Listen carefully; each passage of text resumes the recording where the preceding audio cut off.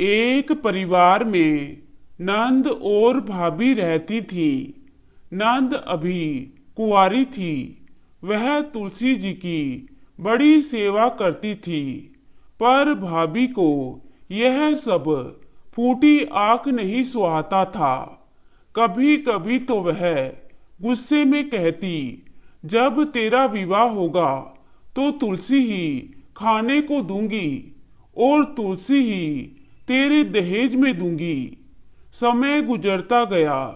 जब नंद की शादी हुई तो उसकी भाभी ने बारातियों के सामने तुलसी का गमला फोड़कर रख दिया। भगवान की कृपा से वो गमला स्वादिष्ट व्यंजनों में बदल गया।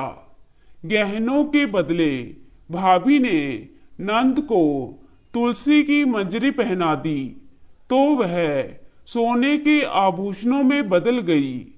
वस्त्रों के स्थान पर तुलसी का जनेऊ रख दिया और वह रेशमी कपड़ों में बदल गया। ससुराल में नंद के दहेज आदि के बारे में बहुत बड़ाई हुई। इस पर भाभी को बड़ा आश्चर्य हुआ और तुलसी जी की पूजा का महत्व उसकी समझ में आ गया। भाभी की एक लड़की थी। वह अपनी लड़की से कहती, तू भी तुलसी माता की सेवा किया कर, तुझे भी बुआ की तरह फल मिलेगा।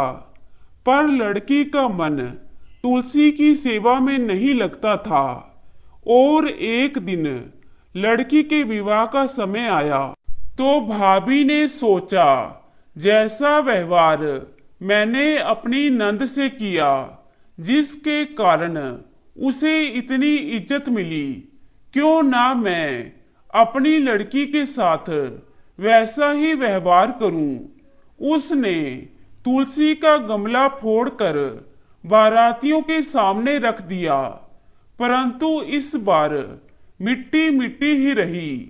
मंजरी के वो पत्ते भी अपनी पहली की अवस्था में ही रहे तथा जनेऊ जनेऊ ही रहा।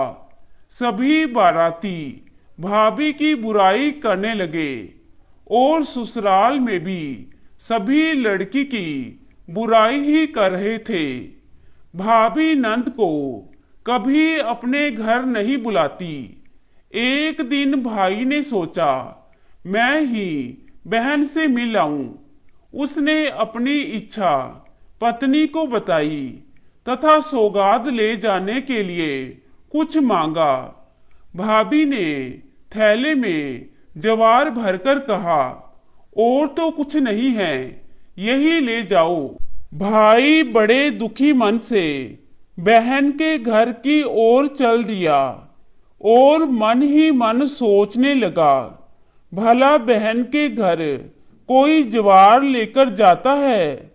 बहन के नगर के समीप पहुंचकर भाई ने एक गौशाला में गाय के सामने जवार का थैला उलट दिया। तब गोपालक ने कहा, ए भाई, सोना मोती गाय के आगे क्यों डाल रहे हो।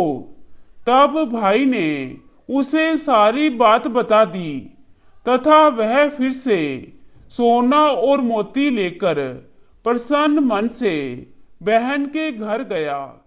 बहन भाई को